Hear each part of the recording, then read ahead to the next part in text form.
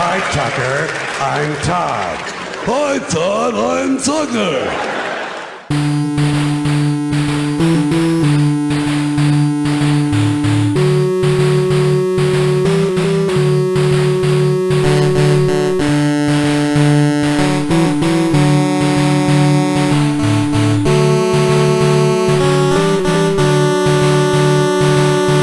Because it's much cleaner with the threads now that I know that's there.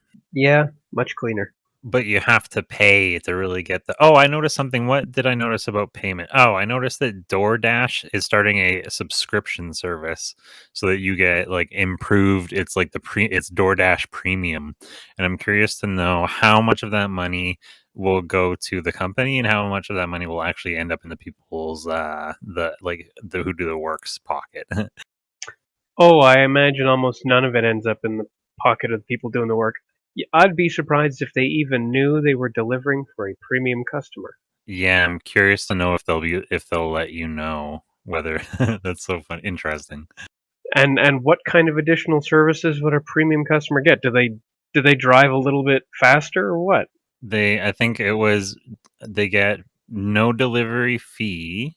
You pay a monthly subscription and then you get no fee on all orders. And then I think it was like they got premium offers and upgrades for their meals, like extra like free food and shit. And they probably get like order priority, Yeah, probably that too. which change up of priority ultimately will mean that the people who aren't premium will just wind up getting worse service after the fact. And my impression too is that like more people are joining the gig economy every day. So that means less work is available for each person participating in the gig economy each day. So at what point does it like peak out? Oh, by the time it does, the right people will be laughing their way to the bank anyway, so they're not even thinking about long-term sustainability. Of course not. I'm curious to know how we could somehow portray like food delivery for our space slaves at some point.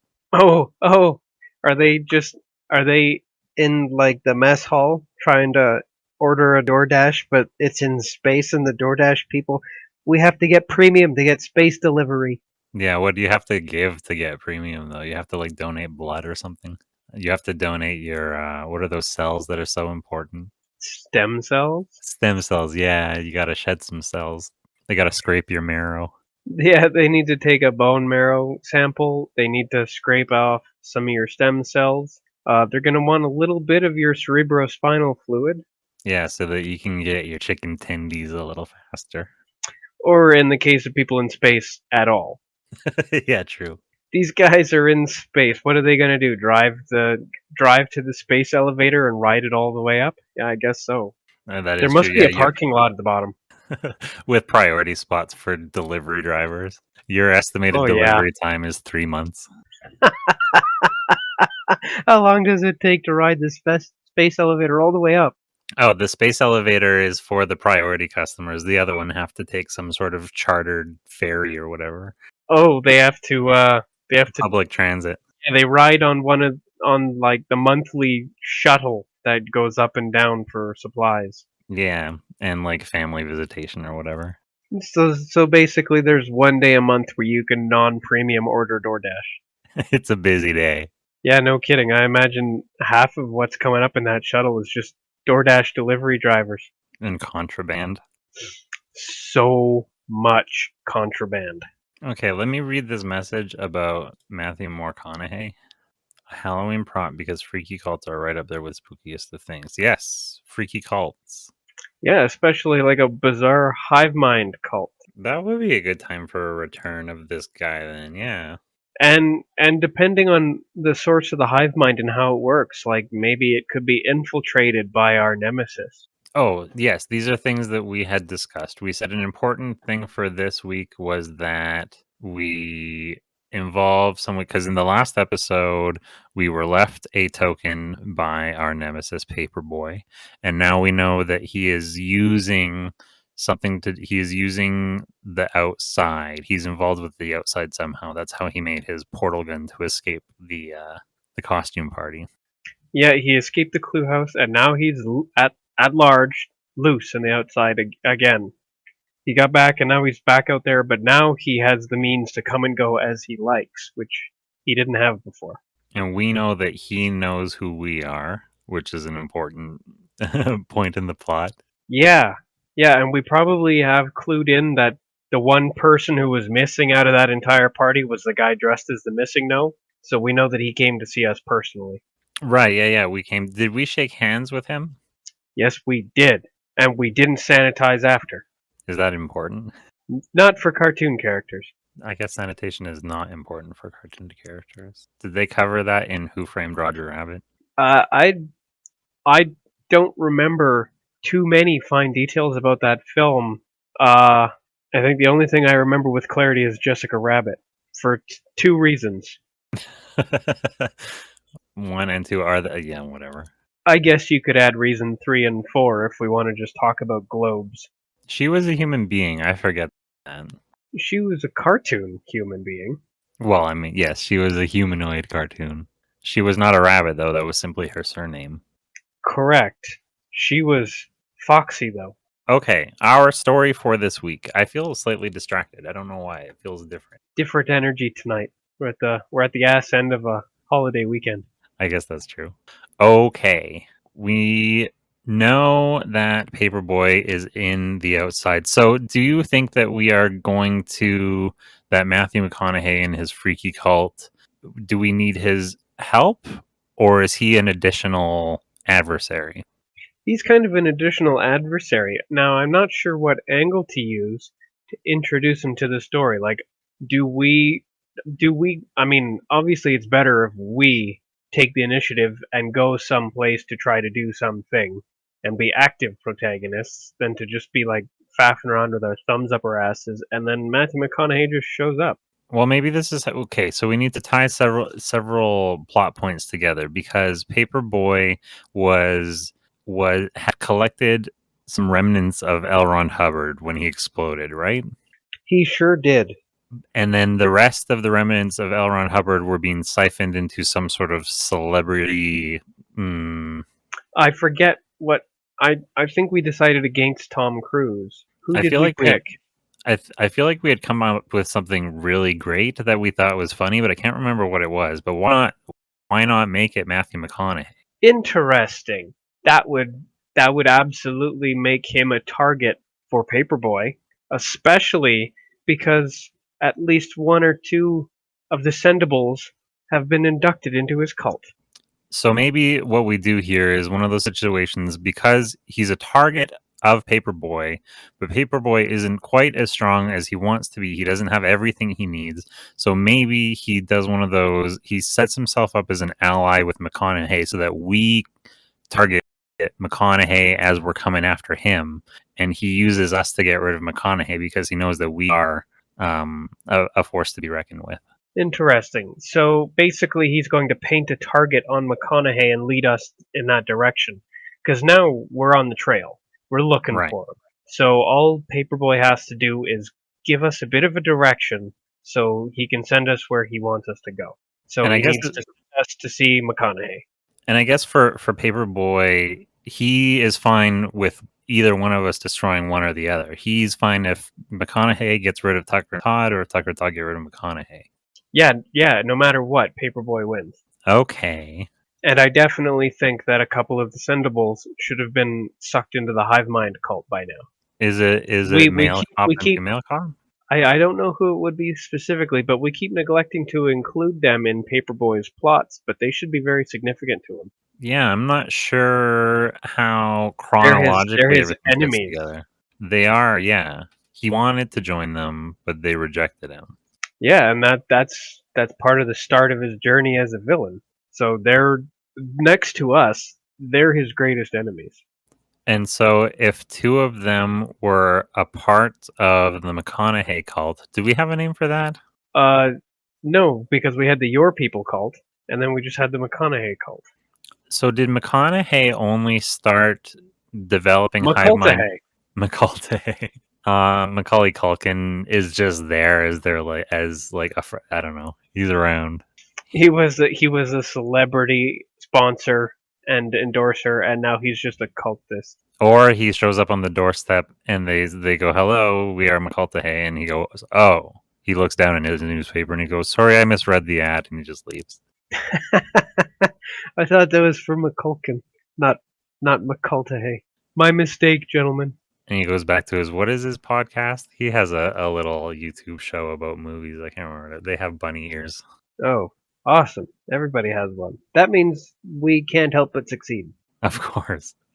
Okay, so did Matthew McConaughey only start becoming a hive mind when L. Ron Hubbard's blasted remains started filtering into him?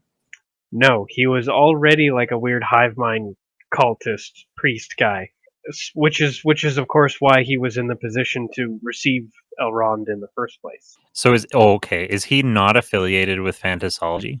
Or is he Well, affiliated? Did they think hunt he him must down? be. I think he must be. He has to be a priest of Elrond to be able to make the connection so that Elrond could have tapped into it and started getting into him. Oh, was he already Was he already a high-ranking member of? Is that sort of how in Scientology they have different levels and you get different perks at different levels? Is he like instead of clear 92 or whatever their levels are, he's a certain power level of Fantasology sufficient to make himself a hive mind? Does that mean that there are other hive minds out there? I imagine there would be. I mean, there would be anyways, I guess, but they're not all necessarily. I don't know. Or has this guy reached such a high level because he's a freaking psychic lunatic? I can't remember if we had already said what the origin of the hive mind was, whether he was always a hive mind since Dazed and Confused, or if it started recently. I think we just decided that he was just that way, just infecting people with his weird energy. So, is he an eternal being? Has he always been? Spooky. I don't know if he's always been, but he's probably been touched by something that has always been.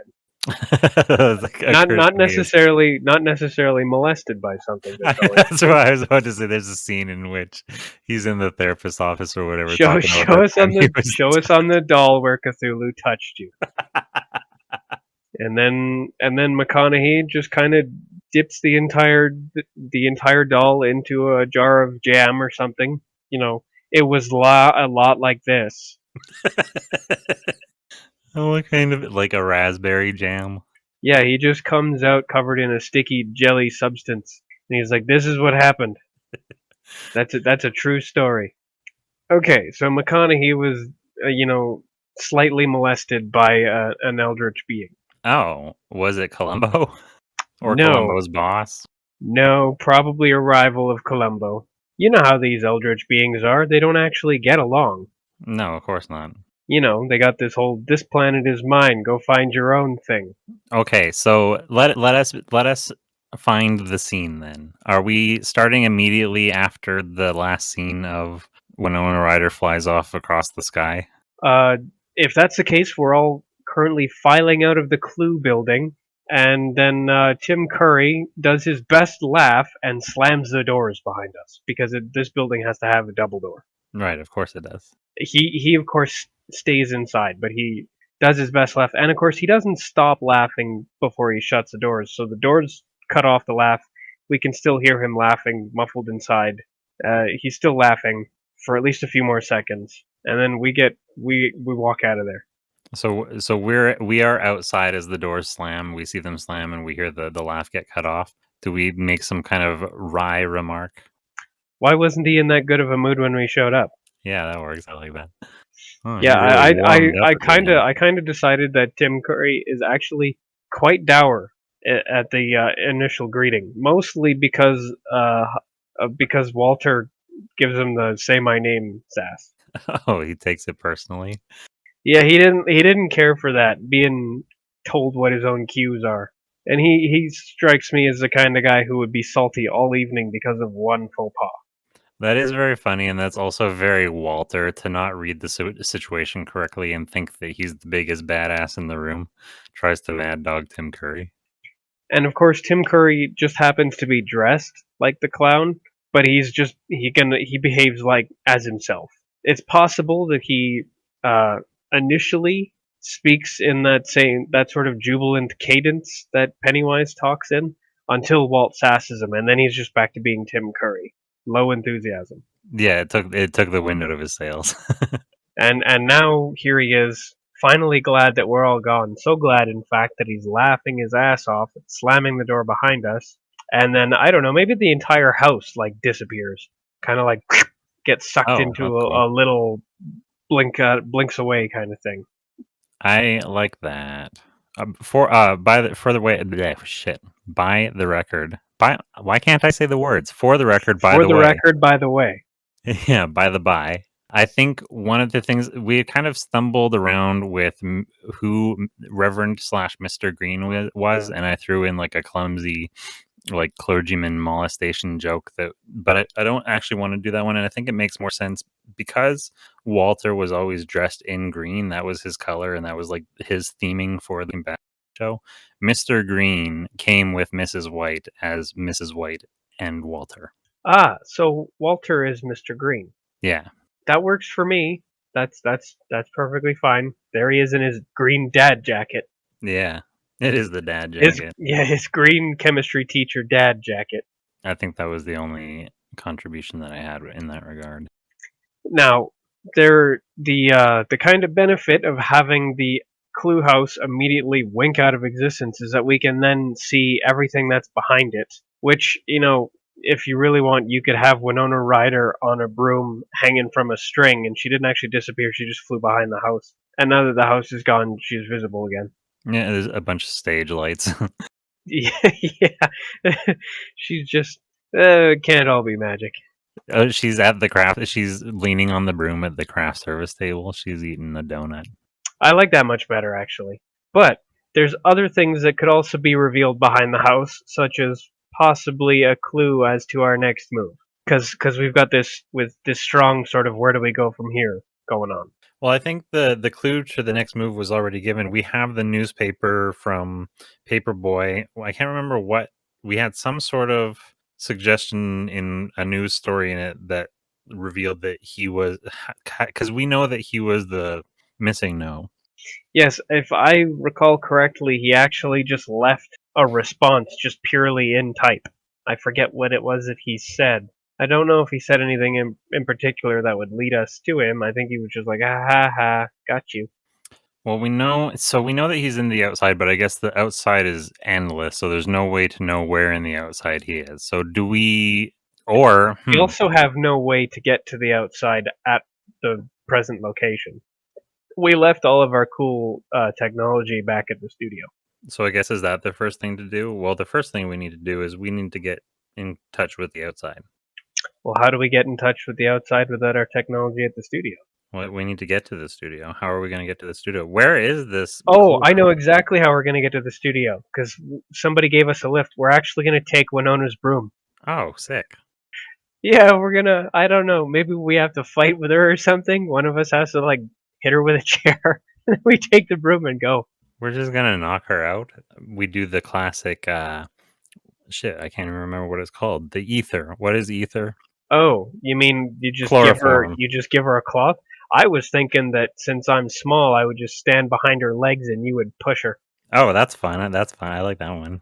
Yeah, it's a little schadenfreude. Especially if it doesn't hurt her. She just is surprised. But she's uninjured, and then you grab the broom and you're like, come on, Tucker, let's go. And then you gotta scoop me up onto the broom. We can decide later whether I ride bitch behind you or I basically sit on the handlebars. Have you seen The Witch or the Witch? I've only seen bits and pieces of it. It was so atmospheric and so light on dialogue that I had a hard time paying attention to it. Yeah, yeah, it is exactly that. But did you see the scene in which a baby is stolen and then ground up in a mortar and pestle and then rubbed onto a broom, and that's what makes it magic? No, but that's fucking horrifying.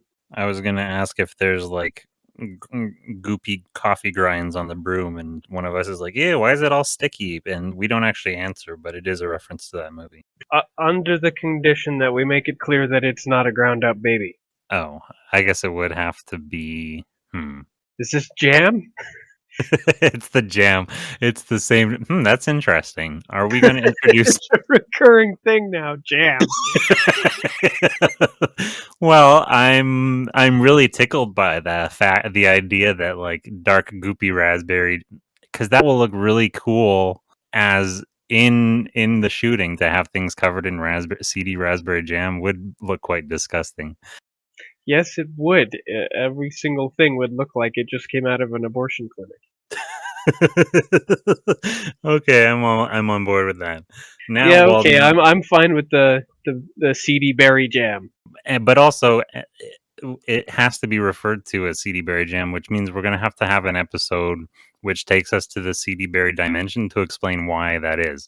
Well, for some reason, all the eldritch creatures that we're familiar with just excrete jam. I don't get it. Okay, so there's jam on the broom. We take the broom back. Quick. Do we have any broom jokes to make? If Nope. we did, they'll be, yeah, I guess not. But if we did, they'd probably be filthy, and we're already covered in jam. Yeah, that's enough. Okay, so we get back to the studio. Do we go immediately to the outside? Do we go to that little planetoid waiting room area? Well, first, how do we land this thing? Do we know how? Do we actually just crash the broom? Oh, well, yes, of course, because I didn't get my Winona Ryder and broom-shaped hole last time. We're going to put a Tucker and Todd and broom-shaped hole in the studio. I love it, especially because neither of us. Do you know how to fly? I don't have a license. Yeah, have you ever flown a broom? No, why would I have flown a broom, Crash? Yeah, crash right through the. Yeah, right through the. It needs to be right through the wall, like 2 feet away from the door, which is open. Oh, is Stan trying to wave us in with those little glowy orange cone things?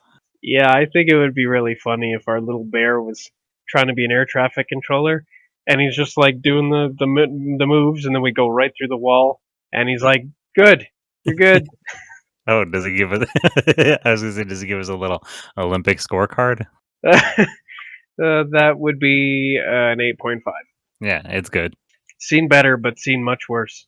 Okay, so we're inside of the studio now. I guess we're dusting ourselves off. We've got a couple of those cartoon scuff marks and stuff on us, but we're otherwise none the worse for wear.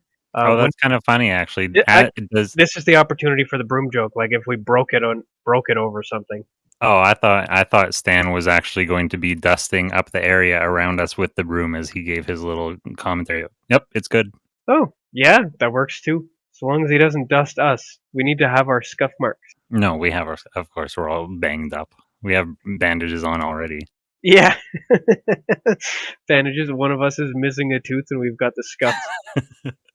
Yeah, I like that. Cartoon injuries, man. This is the Looney Tunes. Yeah, that can be our comment. Not our worst crash, not our best. Certainly not our worst. You remember our worst crash? And that's an opportunity for a cutaway. And it's us starring in the Dave Matthews Crash Into You video. Well, yeah, it definitely has to be a subversion so that we don't actually crash anything. Either that or we're involved in like the 1930s market crash. Oh, yeah, I was going to say something like that. Yeah, I like that. There we are, a couple of stockbrokers in old like 1930s suits and ties and all that. Eating our ties. Back when fedoras were cool. I didn't know we were so old. We are anachronistic. For all anybody else knows that was like last week. Oh, I guess, yeah, that's who's to say we weren't there as part of a time travel mission? And it turns out that the entire market we caused the crash. Then we really are just going back around, just causing massive calamities everywhere we go. We failed to save a life last time. Now we have crippled an entire nation. How do things never get better? Allies. Yeah, we just keep making them worse. Anyhow, back to our is that part of this? I think so. I think that's the best crash we could possibly cut to. That's very funny. I like the idea of us in little like pork pie hats or whatever they're called. Is that the right hat? One sec. I don't think that's the right. No, if we're going to be doing 1930s, we need to be in 3-piece suits with fedoras. Oh, right. We were stockbrokers. And no, pork pie is the Walter hat. What? I'm thinking of like newsboy caps, but that's not the social class that would be in. No, we want to be the stockbrokers. In fact, we probably don't have the jacket or the hat on because we're indoors in a place that's full of shouting people. It's probably pretty warm in there. we've got the jacket jauntily slung over our shoulder as we hold it up with one finger. Oh yeah, naturally. That super casual, and we're in nice waistcoats and shirts. We've got ties, and we don't have our hats on. We're indoors. We're not savages. This is a civilized age that we're about to ruin. And no matter what we're holding, we always have like a shot glass between two fingers. So even if we're holding something between our like index and thumb, we've got a shot glass between the index and the middle. A shot glass or a tumbler glass with 2 ice cubes. Yeah, I guess more of a tumbler glass. Because we're day drinking, because this is Wall Street in the 30s. Or I guess actually the joke would more be that both hands are consumed with ticker tape. There's just constant endless ticker tape and a bit reeling between our fingers. And it really doesn't take long for everything to get completely unmanageable, and thus we cause an entire market crash. Yeah, exactly. Actually, that's kind of funny. We misplace one thing and it ruins the entire market. It's like the I Love Lucy episode with the chocolates on the conveyor belt, except it's Tucker and Todd with the ticker tape, and it gets all fucked up, and that's how we kill the market. Yeah, we just completely gum up the works so badly that it takes the next 20 years to recover. I like that. And an entire generation laid to waste by us. Man, and, yeah, and then we have to cut back. Of course. As much fun as it is to stay in the 1930s and wallow in our hollow failure. A cutaway can only be so long. Okay, so we cut back. Where were we and how do we resume? So we had just crash landed in the studio. We were inches from the door. We have just cut away from that was not our worst crash. And now we need to move on to business. We know that we don't know his name. Did he leave his name on? Do we know his name now? We don't know his name, but he did sign it PB. So I think we're going to call him Peanut Butter.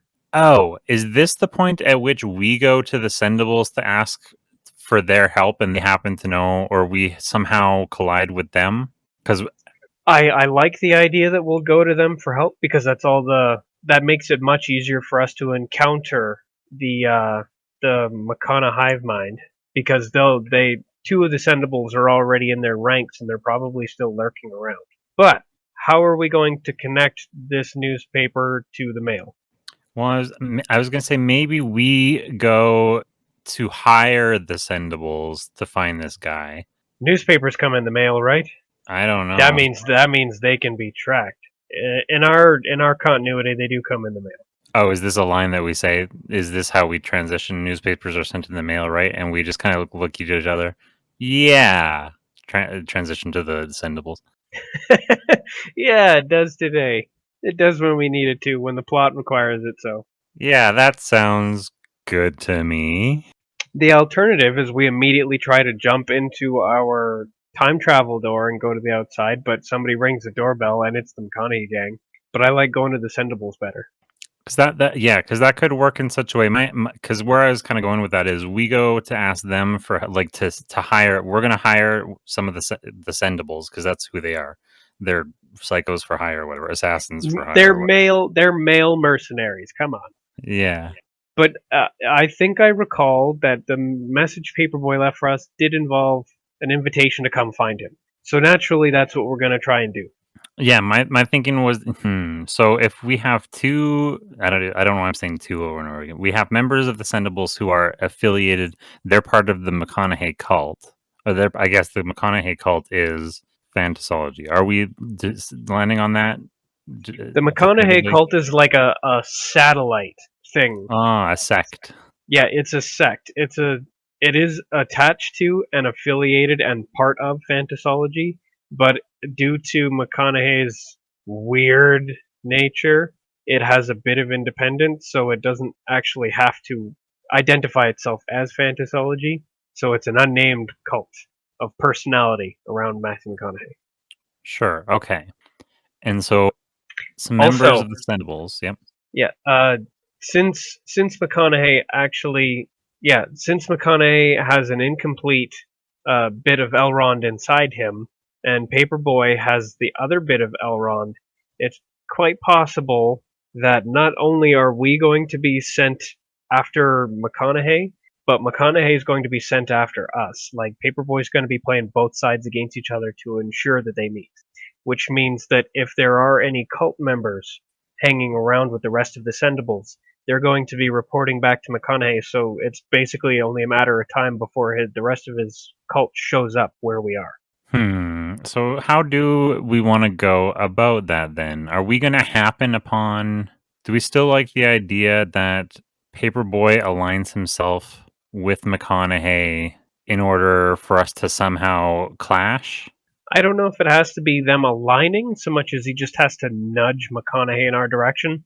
Because remember, there's a lot of Elrond in there, and Elrond probably has a significant hate boner for us after we completely trashed his operation. Yeah. Oh, so do we have a scene then in which... They don't need any more reason to come after us than we've already given them. So perhaps maybe then in that case, since Elrond is inside Paperboy and McConaughey, they are drawn to each other, and when they face each other for the first time, they both kind of go into some sort of weird trance because Elrond starts speaking to himself through them or something like that. And Elrond wants to use Paperboy or McConaughey to get to us. Well, most of Elrond is inside of McConaughey. A part of Elrond is inside Paperboy. It stands to reason that those two parts of Elrond can somewhat nudge each other, especially since McConaughey is apparently a weird psychic, so they can ping radio signals off of each other. Okay, let's return back to the idea that this is a horror episode, and that, I guess, should we involve the actual cult itself a little bit more? Should we have some sort of... I fully intended to, because we're going to go to the Sendables headquarters, which is basically a secure facility. Yes, another secure facility. I know we love those, but we're going to do it again. So we're going to be there. McConaughey's cultists, at least two of them, happen to be in there with us, and they can report back to McConaughey. And then we've got a lockdown situation where it's like the fucking Purge, where crazy weird cultists are trying to infiltrate the building and stuff. And one by one, our Sendable friends are being like pulled into air ducts and stuff like we're on the goddamn Nostromo.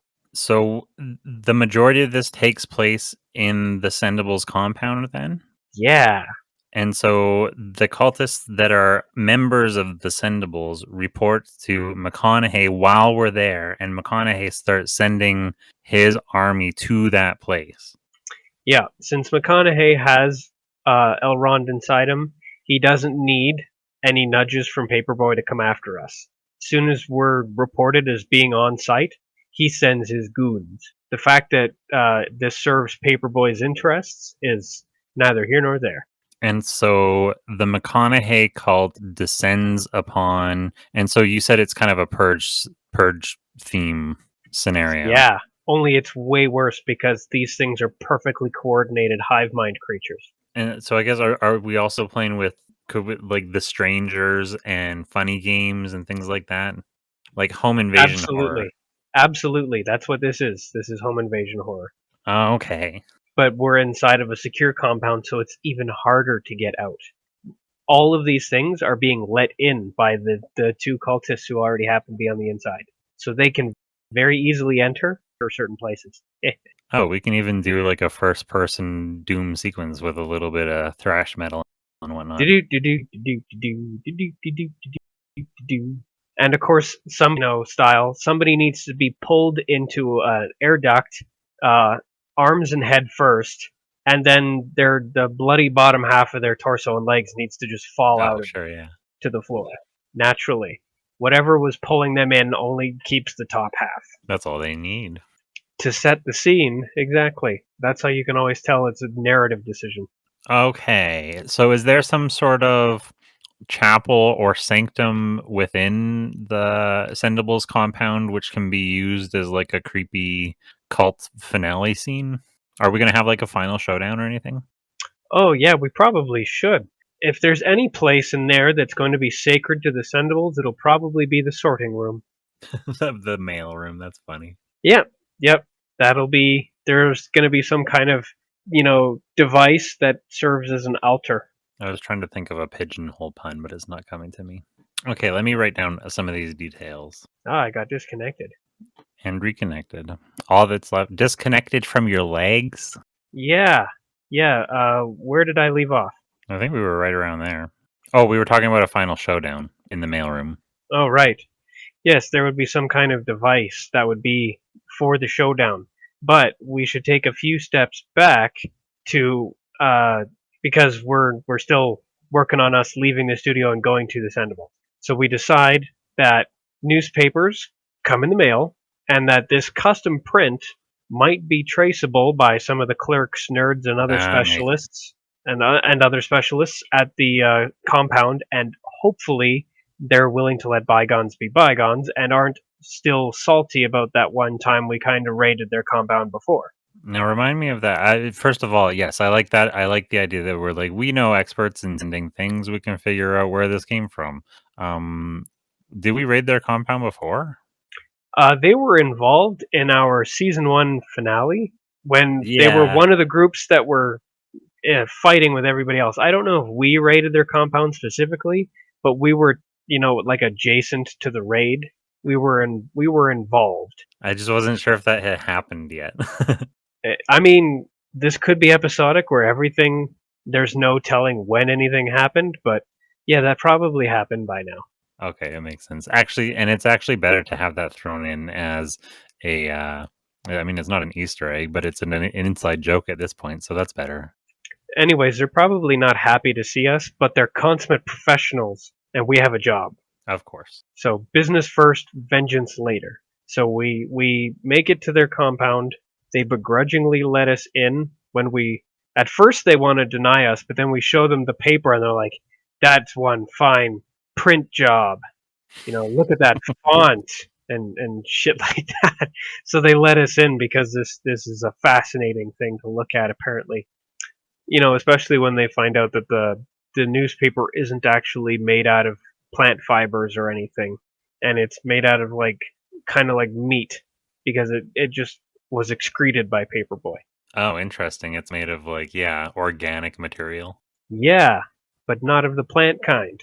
If you, I'm dumb about things like that. If you analyze paper, I feel so stupid.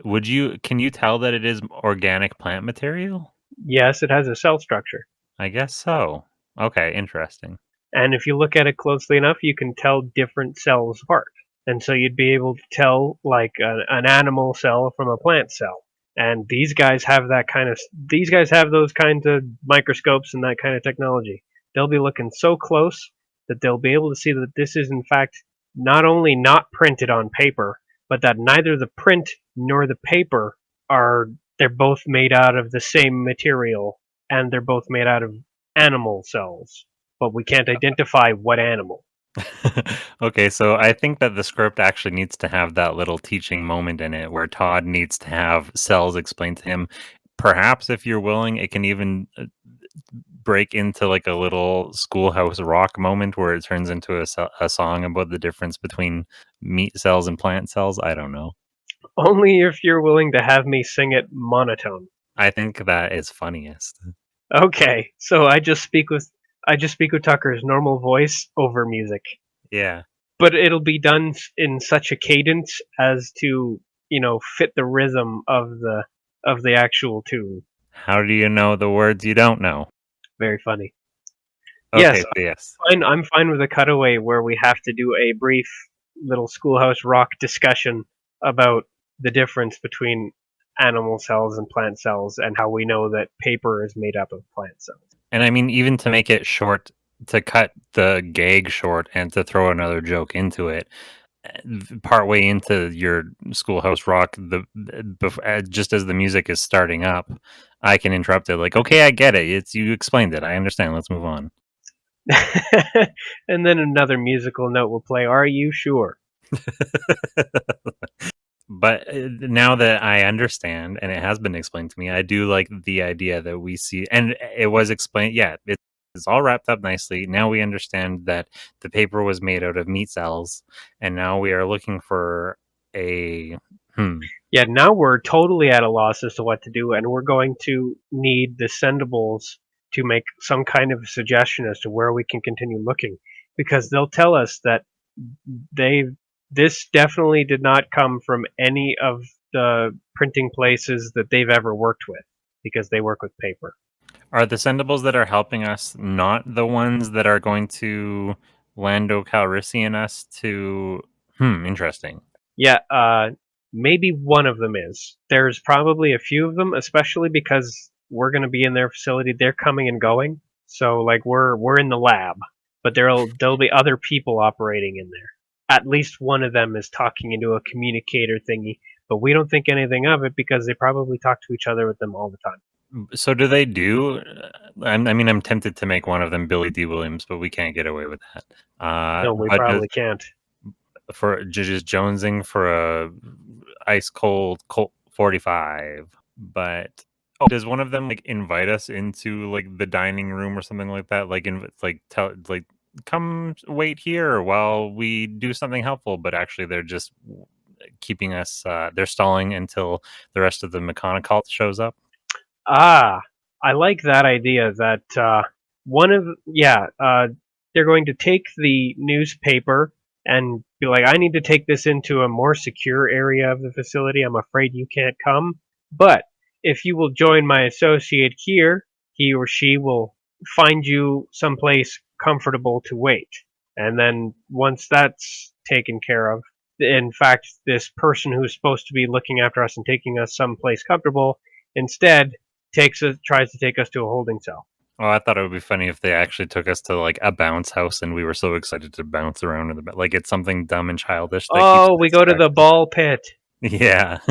I mean, technically a ball pit, a bounce house, like a set of swings or like a slide, a water slide especially, those would reliably keep us contained for hours. Yeah, we actually have, because I like it.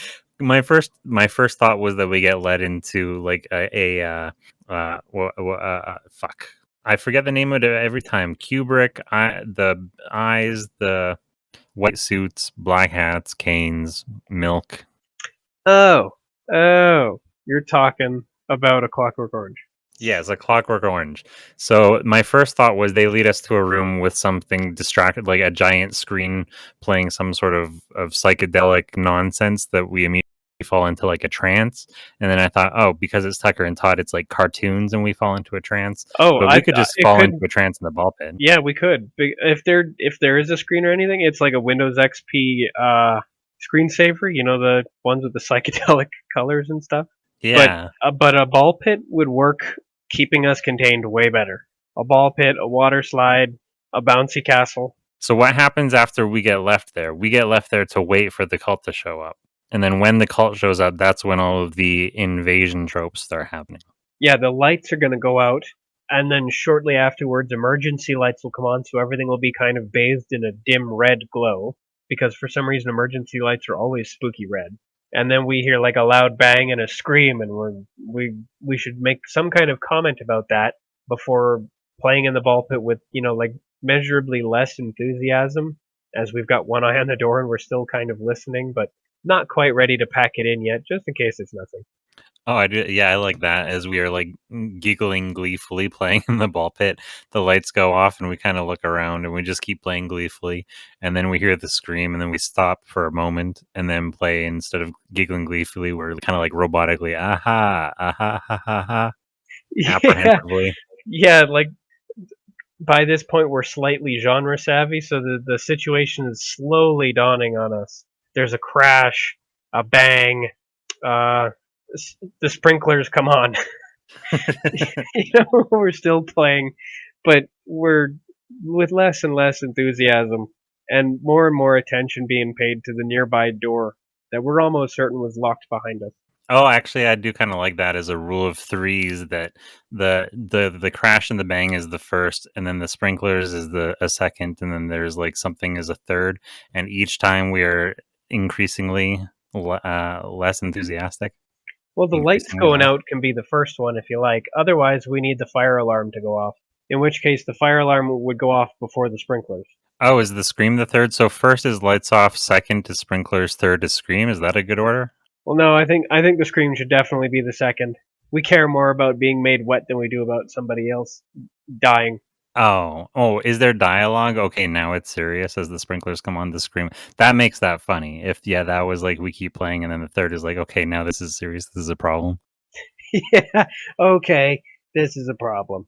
Now I'm all wet. Let's get out of the pit. Maybe we continue to play until the ball pit fills with water. Oh, this isn't fun anymore. Yeah, now all like the children's pee that was on the bottom and dried and safe is now just everywhere. Okay, so are we at any point actually specifically feeling as though we are being invaded, and are we like running from anything? Does it ever affect us other than realizing that we're in a thriller?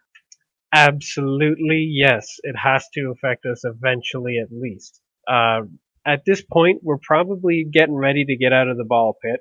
There probably needs to be a bang on the door, and it probably has a very thick and wire framed plate glass window in it that somebody's bloody face gets pressed against. Either they're trying to warn us to escape, or it's one of the psycho cultists who's just, I don't know, a Cenobite. It just occurred to me. So, do any of the Sendables survive this? Are the Sendables getting taken out? Well, we thought the Sendables would be taken out last time, and they're still around. They're really good at retreat and regroup. Okay. So the only ones that die are the red shirts. Remember the number one rule: there will be as many Sendables as the plot requires. Sure, I guess it also just because this is their compound doesn't mean they're all there. No, lots of them will be out on jobs, and not all of the ones that are here are going to die. A lot of them are going to wind up holing up in secure positions and then just staying there. Sure, okay. In these films, the ones that die are usually the ones who go wandering hallways alone. Well, also at a certain point when they realize that the McConaughey is after us, will some of them kind of like team up with the McConaughey to get like make it be over faster? Nah, they're not going to team up with these guys because they're not sendables. Sure. Remember, they rejected Paperboy. These people, their standards are totally inflexible, and they don't work with anybody who isn't a sendable or doesn't have a job for them in this. The crazy cultists didn't come with a job for them; they came to ransack the place. Sure, yeah. They are trespassing on their grounds. Sure, yeah. That doesn't mean the sendables are going to be helping us. They may well prove to be an obstacle as we try to escape from the facility, but they're probably not going to be what we encounter. It'll probably be, like I said, they're going to just kind of hole up in secure areas within the compound and just stay there. They are well armed and well supplied. They can eat letters or something, I don't know. So they'll just lock down a specific part of the facility that they have enough people and munitions to keep secure and keep everything else out of there. And that's probably what'll happen is they'll take control of a choke point that we need to pass through to get out of it. Oh, is that how we get kind of cornered? Is that what leads to the final showdown?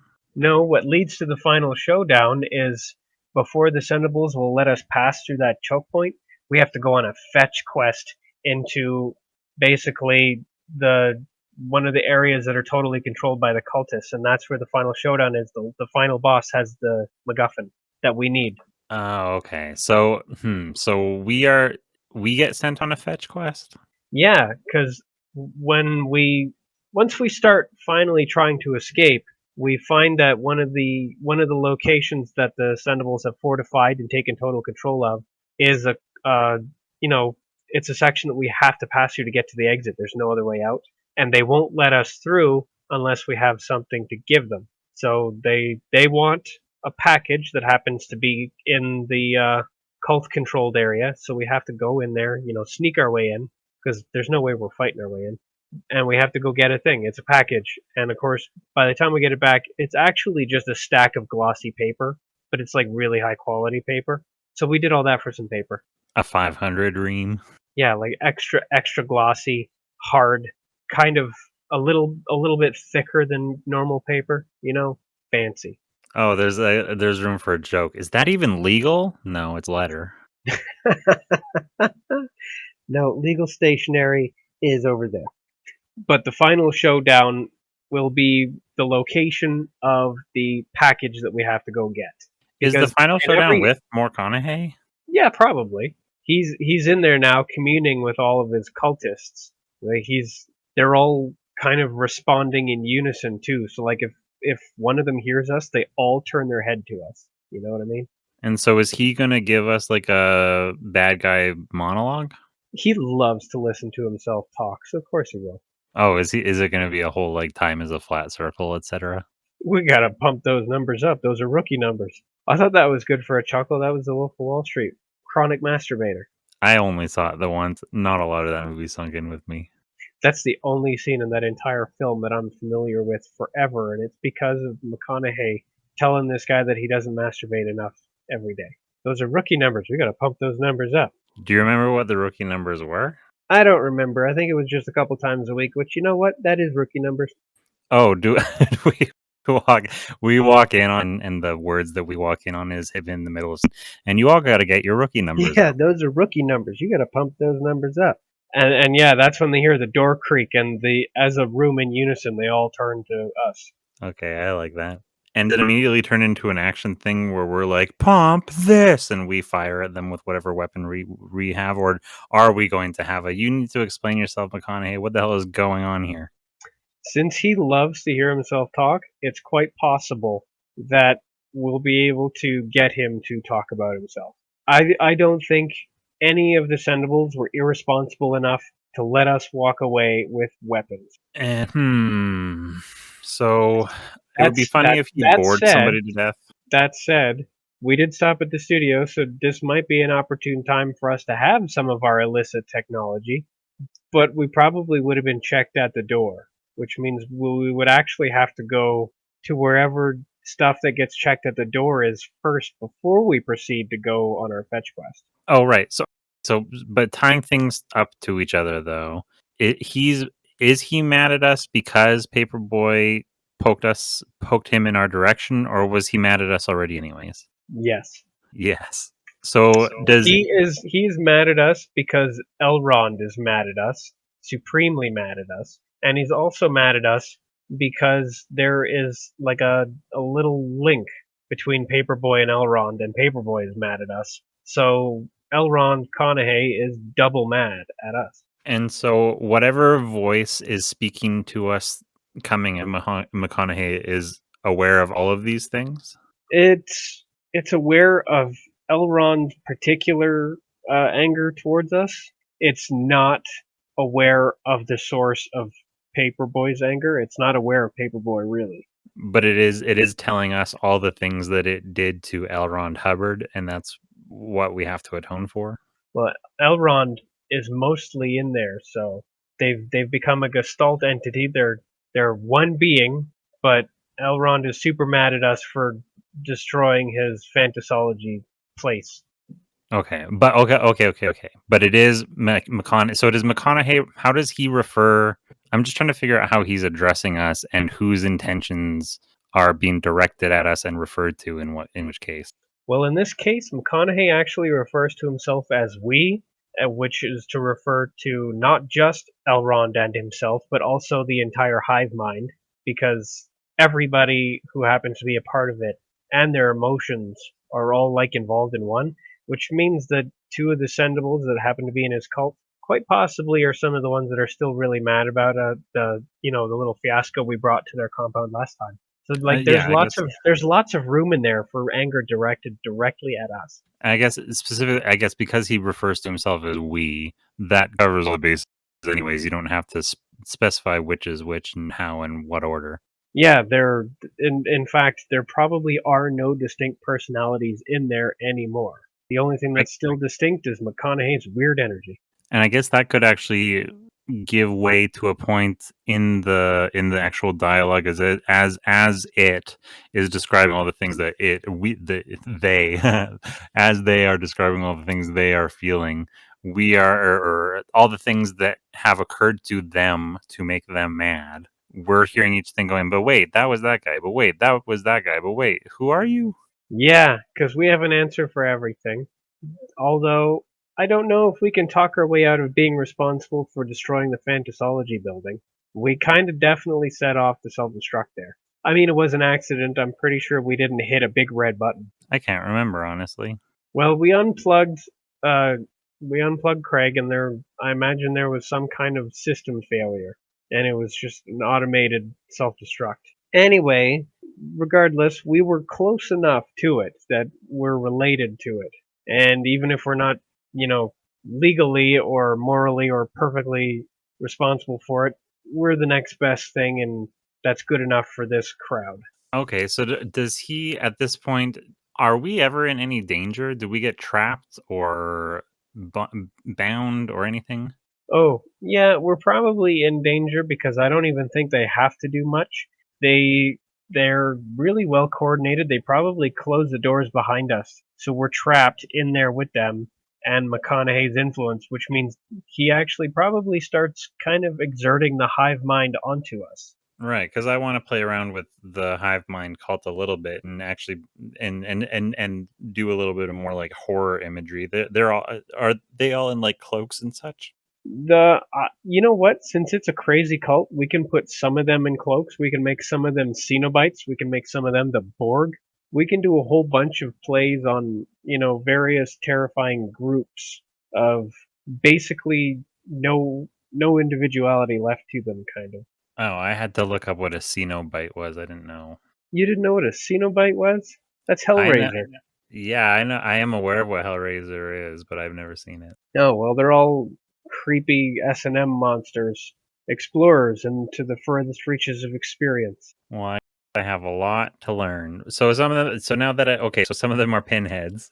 Yeah, like we can collect from all different kinds of tropes here. The only thing that they need to do is just act together. They don't have to look like they're all the same.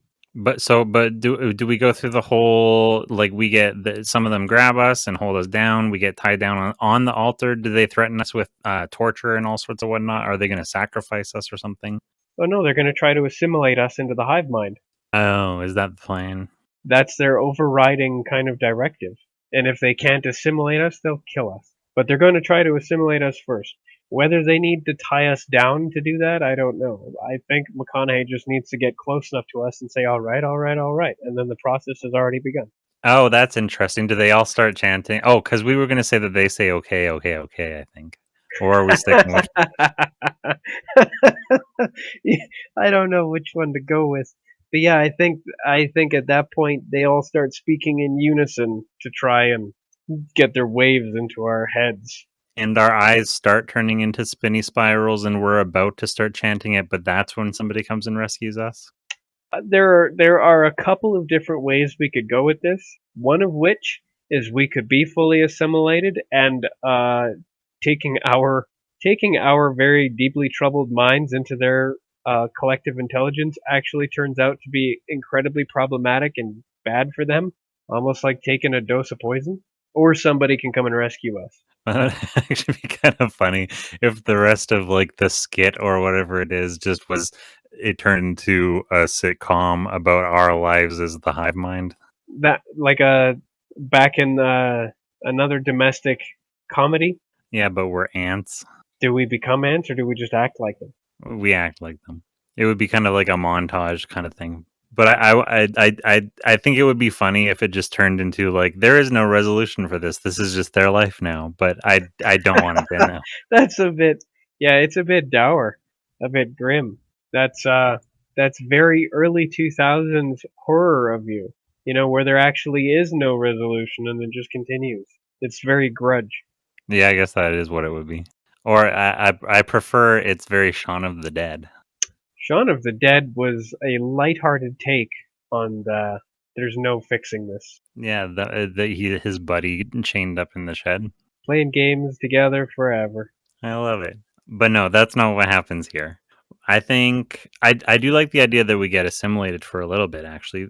I like the idea that it goes through. And maybe it seems... I like the idea that we get assimilated as well. And I think that we will eventually need to be kind of whatever the hive mind equivalent of being regurgitated would be. Whatever it is, we make the hive mind sick by becoming a part of it. So they actually have to kick us out. Oh, that's funny. They all start getting the sniffles. Like something happens, whatever it is, our minds are just incompatible with this greater whole. Either we're so fucked up, we're so dumb, or some combination of both that we actually start causing damage to the hive mind's own sanity and collective intelligence. Well, that would actually be kind of funny. We're so the other cultists actually start becoming assimilated to us, and they start asking like dumb, stupid questions or whatever. And McConaughey's like, Yeah. "No, we start killing them off. They start taking on our traits and stuff. It turns out that we are actually the strongest influence in the hive mind now. Our influence is now stronger than McConaughey's. That's kind of funny. I like that though.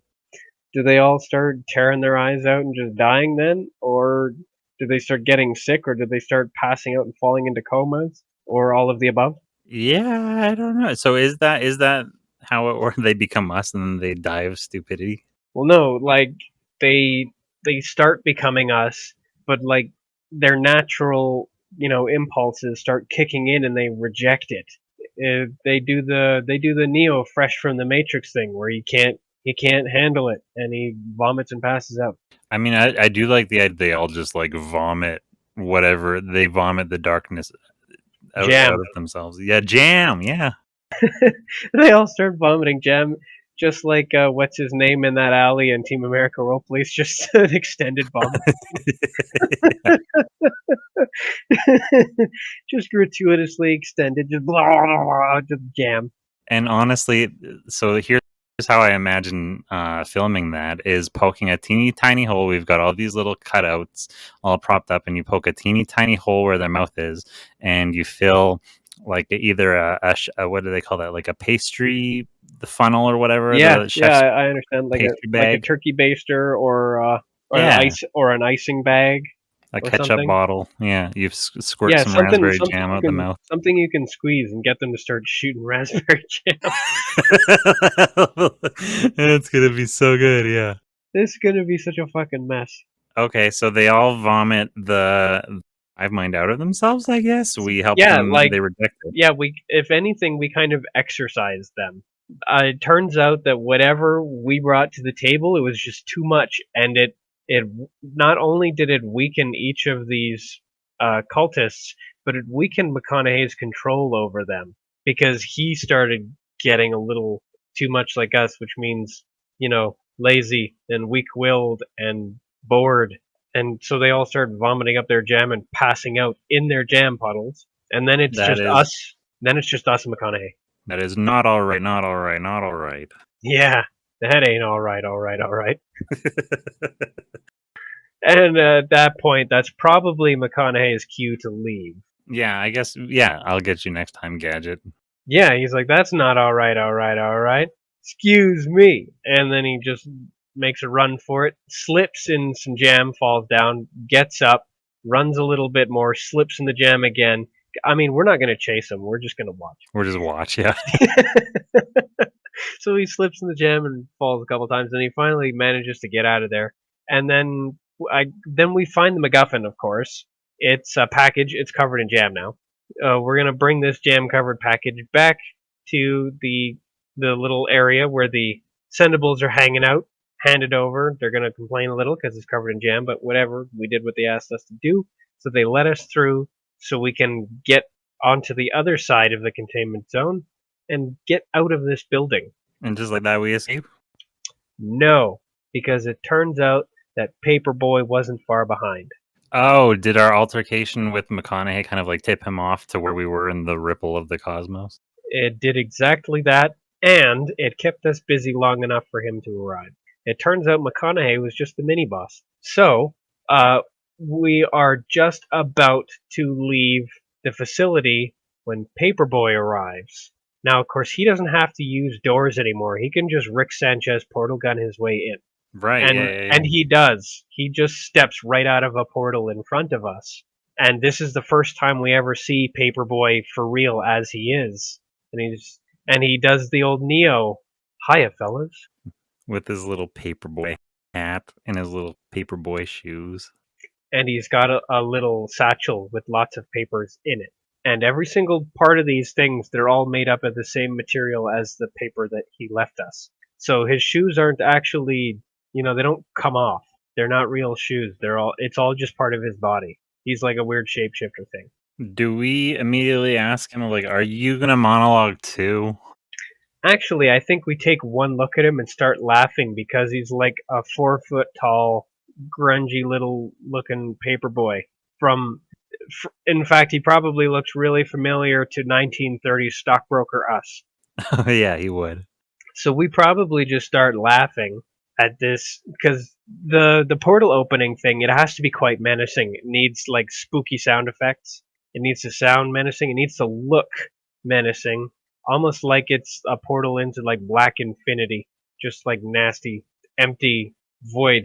And then he just steps out of it, and it's just a munchkin. And the The, portal mu- closes up behind him. the music cuts out and we start laughing. Yeah, I see it. Yeah, it's tense music, but then he steps out. Maybe his shoes even squeak when he walks. I don't know. He's non-threatening in such a way that we find it hilarious after having fought a hive mind in a narrow corridor, place overrun situation. And then, so does he do anything to like this? Would obviously upset him. He hates that we're laughing him off. Does he Oh try? yeah, to he control frowns. Does he make himself bigger in some way? Does he threaten us? Not overtly.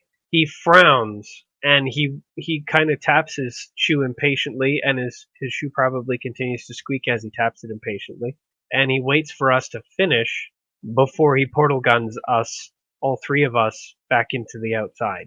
Ooh. Because right now we're basically in the front hall foyer of the Sendables compound, which isn't terribly scary. So we're going to go ahead and bring in a scene change to something that is scary. So does he portal us to some random, just we're just floating in space in the outside, or does he take us to some wherever he's been building his like nightmare palace? Well, he can either take us to some horrifying location, or he can take us to a nightmare version of the place we already are. Everything's made out of paper. It's all like newspaper paper mache. Maybe. I'm just thinking of ways to reuse set pieces, but we would have to creepify it, and with more than just jam. To make it like a upside down. Exactly. Everything is kind of vaguely foggy and meaty, for lack of a better word. I found everything in the Upside Down to be very meaty. Yeah. There were like meat vines and meat moss growing on stuff. But yes, I think a nightmare version of the facility we were already in would be a good way to do it, especially because then it makes sense. I guess it makes more sense than to take us someplace completely different. And so, what is his intention for taking us there, though? That's a good question. I assume that he wants to, well, shit. Because either, I'm sure he wants to kill us, but he wants to torment us first. And when we created him accidentally, he was trapped in a facility in all these different creatures. So I think it's very possible that it's his intention to trap us in this facility and to just have us be stuck here trapped. Oh, that could actually work. Actually, you know what? Because we still have in our season, we still have 2 episodes after this one. So if the end of this episode is us getting trapped in a facility, the second one is escaping from it, and the third one is the revenge, then that would be a nice little trilogy. The final showdown. Yeah. So I like that. He takes us to the outside version of the Sendables facility, and then so he would have to transfer us from there, or is he trying to trap us in that place? It's a lockdown place. Yeah, any one facility is as good as any, and he happens to have us inside of a high security compound already. There's no reason for him to try to transport us to another one. He's already got us where he wants us. Does he have anything else trapped there? Or are we the only ones? Are we alone? Oh no, this place almost certainly has other occupants. Well, I guess because he doesn't. Okay, right. I forgot for a second that like the outside isn't his realm. I was thinking it was like newspaper realm, but that's not how it works. Yeah, So, no, it's not his realm. But he's building his own realm. The newspaper pocket dimension is going to be where the final showdown is. Don't you doubt. okay. But he has somehow. So did he have to arrange with whatever is in charge of the lockdown facility in the outside? Is he in cahoots with whatever that group is? In the outside, it's kind of it's the law of the jungle, man. Okay. So basically, he found it and he took it over. But the thing is it's kind of like a chunk of the Titanic fallen to the deep sea. It's already full of other entities that just happen to have moved in the They're just interim. inhabiting it. Okay. Yeah, okay. they're just inhabiting it, and he saw no reason to kick them out. He's not there to upset the ecology. No, he's just there to have us upset it. Okay, so he traps us in some sort of, I guess they had cages or whatever. They have holding cells. They have a massive mail vault. Uh, there's definitely like a jam-filled, spooky, creepy, disgusting ball pit where all the balls are eyeballs. Okay. Yeah, they're not boobs. There's no fun in the outside, and we've already used that joke too many times. To death. Yeah, and so the ball pit is full of eyeballs, and they have full eyelids too. They're not like naked eyeballs. They have skin all the way around with Like comic book eyelashes. grapes. Yeah, and they blink at you if you squeeze them. Which means we have an opportunity to kind of revisit the low level of enthusiasm playing in the ball pit again, only that's how it would be from the get-go. We're crying. Playing in the ball. This is so disgusting, but I can't stop. You have to play in the ball pit during your ball pit break. Oh, interesting. Are there slave drivers who have, like, we have a strict schedule for leisure activities that we don't enjoy? Yeah, I figure it's like the recess time in the yard or whatever. Yeah, so we have to go play in the ball pit, and so we get to do a mirror of our previous delight and joy, but it's now sad and disappointed. Okay, so Paperboy brings us here. Does he just like leave us? Does he just say, "I think you guys will fit in just fine," and then take off, or does he monologue at us a little bit more? I'm trying to figure out how that would work. He needs to make it clear that he is our enemy, and I think the best way for him to do that is to leave or like toss a newspaper at us as he leaves, because then this time the calling card is coming directly from his hand in front of us. Yeah, I think, but I do think he should. Should he say out loud? Maybe he doesn't have a whole massive monologue, but I think he should express to us in some way that the reason that we are here is because he started off trapped. But did he ever start off trapped? He assembled himself out of the scraps of a bunch of shit that we blew up. Yes, but all of that stuff was trapped, and True. he's internalized all of that trauma. So he doesn't really hold us as responsible for freeing him. He holds us as responsible for creating him with all of that pain inside of him. Right, and so he wants us to know what it's like to be trapped with pain inside us. Pretty much, and that's why we're miserable in the ball pit. We're being tortured in comedy torture. So I suppose maybe he won't even introduce himself. He'll just be like, "I've been watching you. I've been waiting for this moment for a long time. Enjoy your stay, fellas. I think you'll fit right in. I'm so glad that you're staying here." And then he tosses his newspaper to us, and it says, "Now you get to feel what it's like." And then we look up, and he's not there anymore. And it just ends like that? Is that the final? Oh, no way. It doesn't end that way. That's because we still, unless you want us to be crying in the ball pit in the next episode instead. I'm not sure. I'm just trying to so this started with us this started with us at the leaving the clue house. I just want to go through the whole thing. This started with us leaving the clue house. This summary seriously took them 10 whole minutes. I will spare you. So all I'm saying is, after all of this has happened, are we going to now spend time in this new place, or move on to that's for next time? Well, after all of this So much has happened. It probably is best if we save as much as possible of our time spent in that nightmare compound for the next episode. Because I think it's funnier if next episode opens up with a prolonged scene of showing us now, not that we enjoy it, but we are used to the routine. It's going to start with like a montage of all the things that are part of our routine in prison life. I think the very first part, the opening bit, will have to be us in the ball pit. Like, the nightmare ball pit would be a very familiar starting point. And then, like, that can be for a few moments.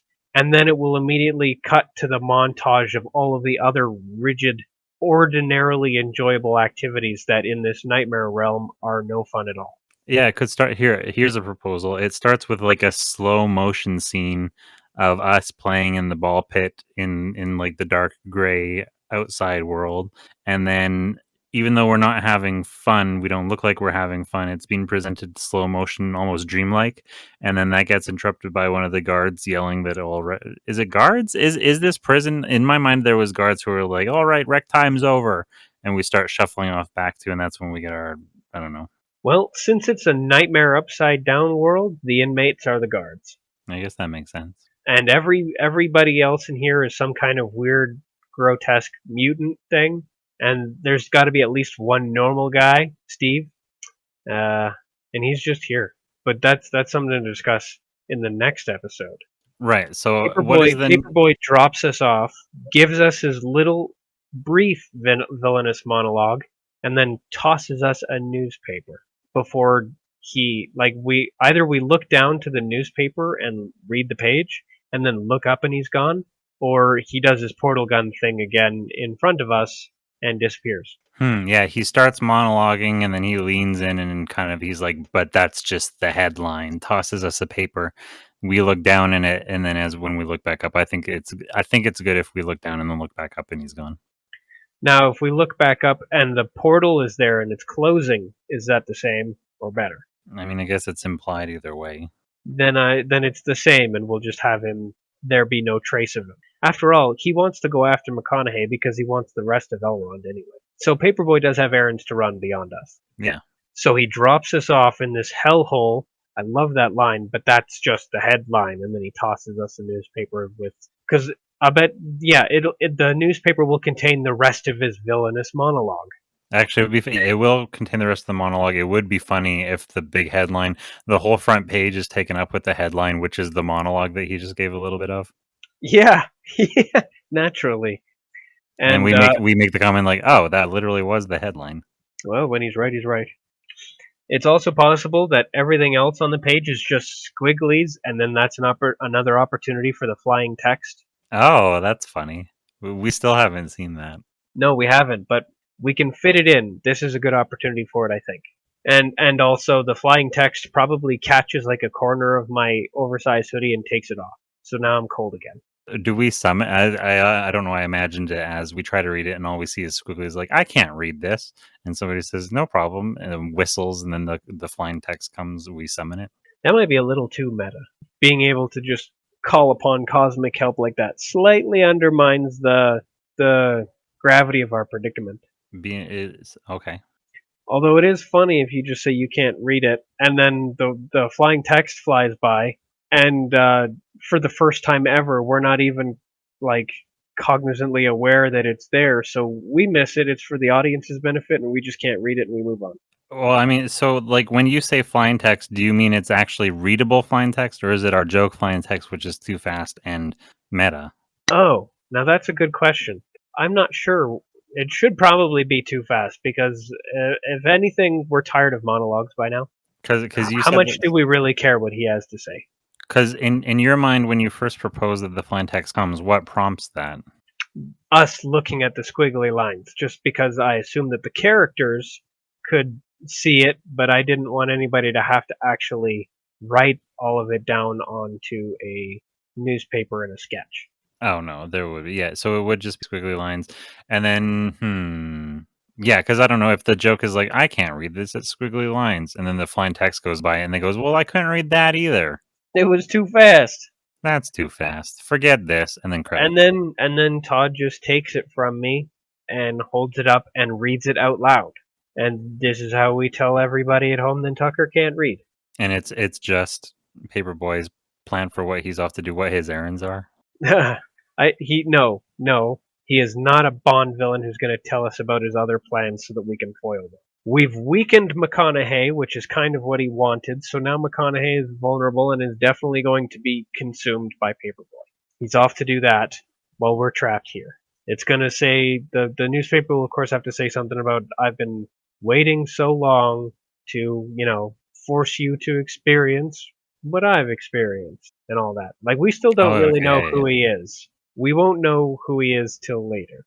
Everybody else knows who he is. I forgot what his monologue was. So he starts that. Yeah, okay. That's just the headline, tosses that, and then the rest of it is what his intention is for us being there. And then I suppose since the front door is closed, and like chained up and padlocked and has like an electric fence on it. Like there's no getting out of the front door of this place. All the windows are barred and everything. It really is a nightmare version. I suppose we have only one direction to turn, and that's to look back down the hallway. And I suppose we can have a replay of the scream and the loud bang and then the sprinklers coming on. So is that kind of the final shot? You look down the hall, there's a sprinkler and a whatever, and then it cuts to credits. Is this how it ends? Well, we turn to look down the hall. We don't see anything, like it's gloom. So we can only see a few feet down the hallway before it's just all dark and shadowy. But from down the hallway, we hear a scream and probably glass shattering, and then the sprinklers come on, and that's an opportunity for another wry comment. That's highly unlikely. That seems highly unlikely. Haven't used that one in a while. It's an oldie but a goodie. Great, now I'm all wet again. Or I guess that's somebody's opportunity to basically pull an old Fry and Laurie and be like, well, it hasn't changed that much. Except they don't have towels here. Yeah. But yes, I think, well, that seems highly unlikely. It's probably the best way to end that one. But naturally, the overall environment is all different because it's got creepy stuff everywhere. Probably meat vines and meat moss. I don't know why I'm attached to that. It's just so unsettling. Well, if we, literally ham it up a little and make everything like sausage links and whatnot. That's so fucking goofy Like and it's all, hilarious. Instead of vines, it's sausage links. It's all butcher shop cartoon representations of meat. And there's got to be that's jam. actually all the walls are made out of like chicken skin. I don't know how we would do that. I'll just take the skin off of a chicken bone. I think it'll look very funny. Where are you gonna get that much chicken skin? I don't need that much. We use shooting spaces that are a couple inches across. I guess you'll just have to keep using the skin over and over again. That's what I already do. Everything is just copy and pasted. Oh, this is gross but funny. I mean, you can flip it over too. The interior of the chicken skin is all gross and veiny looking. Yeah. It looks like a kind of a white-pink membrane. It's gross. I actually can't wait to do this. Now it is truly a horror. Yeah, now it's getting into body horror. This entire place is a gross nightmare, and it makes me vaguely hungry for the Colonel's chicken. Oh, he's around. Popcorn Colonel Sanders. Actual him or a nightmare version of him? Oh, I mean, yeah, nightmare version should be there also. Oh, no, I see. I was even thinking that maybe it could be normal version of him, and he moonlights. That's kind of funny. As he's a warden in this weird interdimensional prison. I found I was getting bored in my retirement. Politics just isn't exciting enough for me, not anymore. You know, boys, a man reaches a certain age. It's like, all right, enough. Yeah. I'm afraid not, boys. I have to continue. This is mandatory. And then, yeah, he talks us half to death. 2 hours later. We're skeletons. Well, no, but we've put 2 skeletons that look a bit like us in our place, and he didn't notice. Oh, that's funny. We're sneaking away. Either we run into an invisible barrier or something, or we actually get away with it. But that's also for next episode. If we write too much of it now, we'll have nothing left to talk about. Oh, I think there'll be a lot to talk about. Tucker and Todd go to prison. It's like Ernest goes to prison. Ernest goes to jail. this is like so many Ernest movies in one, especially with the gross stuff. Except there's no. What did he do? Blackface? Is that the? Have we already tread this ground? We did. We had Stan being an elf. I think he was doing a little bit of whiteface, and we were like, well, that's kind of just as bad from a different direction, or maybe it isn't even a different direction. It's still racially divisive. Oh yeah, I remember having that conversation, but I was asking if we already talked about Ernest doing blackface. I don't think we've talked about Ernest doing it. Oh yeah, Are we gonna encounter Ernest in this prison? That's kind of funny. I think we should. That will be one of the little Easter eggs, I guess. I watched Ernest a lot as a kid, so it would be fun to encounter him. Ernest P. Worrell, is that you? In hell, Ernest goes to hell. Ernest goes to the outside. Ernest goes exactly where he's going. Is he a prisoner or a guard? A tourist. Oh, I like that even better. He's just visiting to have a look. Yeah. He's just a fucking peeper. He's just having a gander. Is he part of like a whole? That's his answer. I just like to watch. He's a real creep. Yeah, both of us have to kind of visibly cringe at that. Just like kind of like we both sucked on a lemon. We just kind of start imploding. Oh, Vern, I'm just visiting. I like to watch. Okay, yes, but that is all. Tune in next week. Ooh. Yes, I think that's the end of today's episode. Join us next week for the thrilling almost conclusion. How does that work? It's the penultimate episode. Yeah. Join us for the penultimate. At this cliffhanger, where next week we will leave you at another cliffhanger. Oh, damn. We should have... Okay, since we didn't do it in this one, the end of next week should be literally us hanging on a cliff. Oh, naturally. And then in the following episode, we have to just somehow be nowhere near that situation and brush it off. If anybody asks us how we got away from that cliff, we just kind of Oh, I do like yeah. Because we're going to be starting 2 episodes in a row now where they're immediately following the events of the previous one. So I think it'd be funny if we had a bit of a gap next time where we just didn't address the cliffhanger itself and we just got away from it.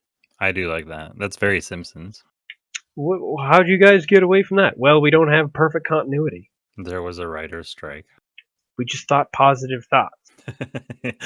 We manifested the next episode. It got better. Oh, I do like that. We looked on the bright side and it got better. Oh, yeah. We looked on the bright side of life. We made our room. Cleaned our room. We made our bed. Let's always look on the bright side of life. All right. I think we're concluded for this evening, everybody. We are concluded. Thank you, everyone, for joining us on another adventure. I'm Tucker. I'm Todd. And this has been a show. Have a good night, everybody. Especially you, Craig. Craig didn't show up at all in this episode. You don't know that. Interesting. Wonder what he was doing. We can probably do a cutaway back to Craig and Stan doing the domestic thing where Craig is in an apron cooking dinner, romantic dinner for the two of them, and Stan's being an asshole. He's just giving him grief for how he ruined the dinner. Yeah, you cooked the shit out of it. Aw, you cooked the shit out of it. Yeah, and Craig is crestfallen. He misses his AI girlfriend. Of course. He's not even listening. He's in another world. I think it would be funny if they have a domestic thing sometimes. A nice dry chicken. It's like in, what is it? Christmas Vacation. Whoa. Cooked on those rocks. Well, I mean, in this case, we could literally have like a paper or a cardboard prop as a chicken. This is dry as hell. I mean, we'll already have chicken. Yeah, it'll be around. All right. It's time to dismiss Craig. All right. Yes, see ya, Craig. I'm fine, by the way. Thanks for asking. Fuck Tucker. Tucker sucks. And fuck Tucker's friend, Todd.